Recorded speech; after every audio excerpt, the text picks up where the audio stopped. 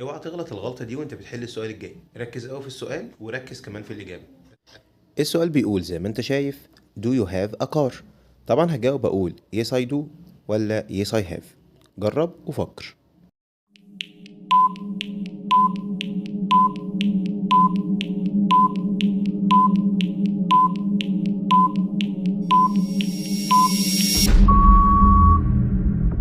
ها جاهز يا بطل تعرف الإجابة؟ طيب تعال نشوف مع بعض الإجابة هتكون ايه. طبعا الإجابة الصحيحة هتكون yes I do. ليه يا مستر ما ممكن نقول yes I have؟ هقول لك طبعا لا الكلام ده مش صح.